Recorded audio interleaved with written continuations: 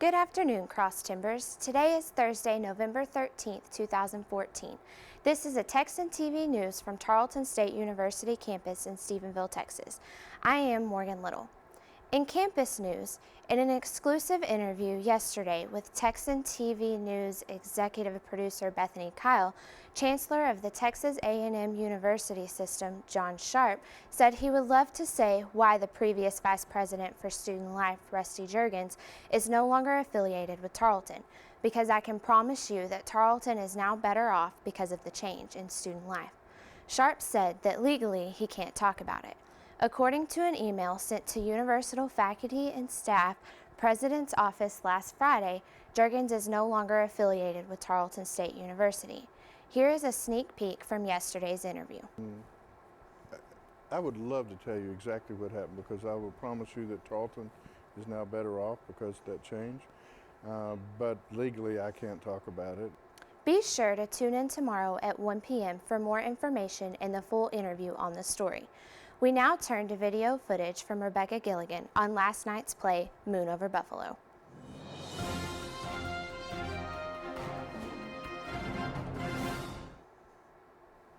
This week, Tarleton's Theater presents Kid Ludwig's Moon Over Buffalo.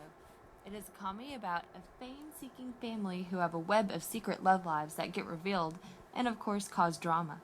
Here is a clip of last night's performance. Your ears need fixing! George! Now look what you've done! No wonder this company...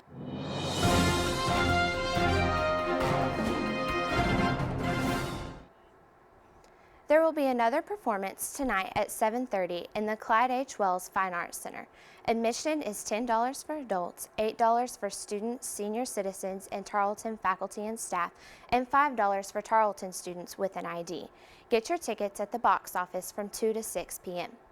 In regional news, according to the Empire-Tribune, people were lining up in yesterday morning's freezing temperatures to lay claim on their plots of the West End Cemetery's newest section. City employee Billy Chu said people always want their plots under a tree. They usually buy them for themselves and for family members. Some people arrived as early as an hour before city officials opened West End's gates in order to have first dibs on plots. We thought we'd have at the most 5 people, Butch Lavon said. They had tripled that number by noon. There are still many plots available for purchase. Plots for residents are $600, and for out-of-city folks, they are $750. For inquiries on purchasing information, you can contact the cemetery superintendent at 254-977-3138. In state news, the Associated Press reports from Dallas that an agreement has been made between Ebola victim Thomas Eric Duncan and the Texas Health Presbyterian Hospital in Dallas. Duncan died on October 8th at the hospital and is the only Ebola patient to die in the United States. This agreement stops a lawsuit from Duncan's family and the state against the hospital. The hospital will pay his relatives an undisclosed sum and will create a charitable foundation in Duncan's name. Duncan was initially sent away from the hospital's emergency room with antibiotics, which hospital administrators have acknowledged as a mistake. He returned to the hospital in an ambulance 2 days after his release and was quickly diagnosed with possible signs of Ebola. The hospital has since apologized for releasing Duncan for the first time and initially and after denying he had told them he was from West Africa. They acknowledged key caregivers missed his travel history in their record system. In national news, we turn to video from the Associated Press covering the opening of the first ever cat cafe. Cat lovers will want to pounce on this. What's believed to be America's first cat cafe has opened in Oakland, California. Good morning! Inspired by the cat cafe craze in Asia, Cat Town Cafe gives people a chance to mingle with furry friends while sipping coffee and nibbling on cat-themed cookies. You can even have a lap cat while working on your laptop.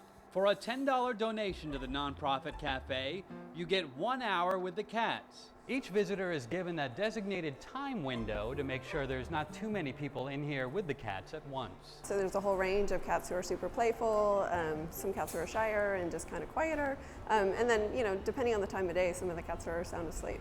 Cat naps are very popular here, but the caffeinated visitors don't seem to mind. I think it's fun. It's great. It's exciting. Why not? Why not have more venues where cats can let out their fun personalities?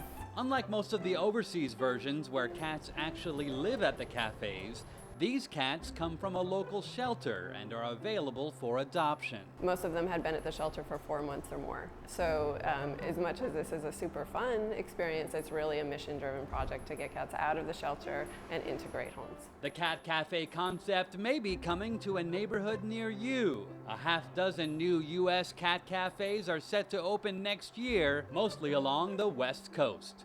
Haven Daily, Associated Press, Oakland, California. In international news, we turn to a video from the Associated Press on the approval to build 200 new homes in East Jerusalem.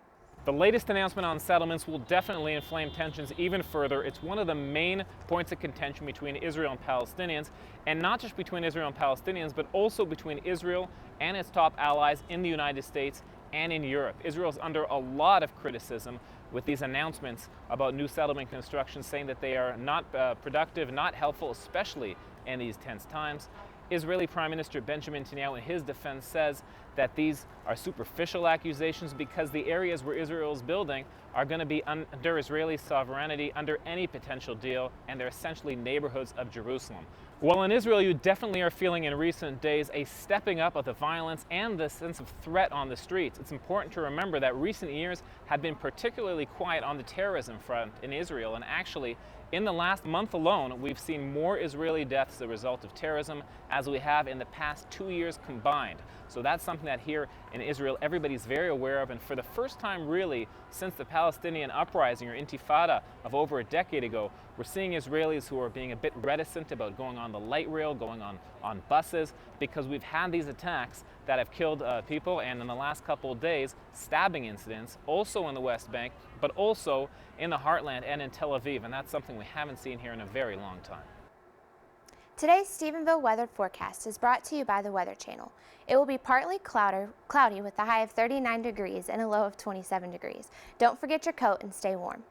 This has been a production of the Texan TV News, a product of the Texan News Service from Tarleton State University campus in Stephenville, Texas. Tune in to Northland Cable Channel 9 on weekdays at 12:30 for each day's top stories and Wednesdays at 1 for the week's top stories in Spanish.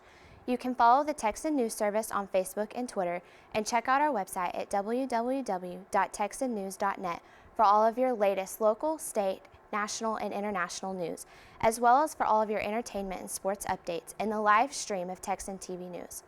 Today's broadcast was produced by Rebecca Gilligan and Misty Shorter. I am Morgan Little. Have a wonderful day, Tarleton Texans.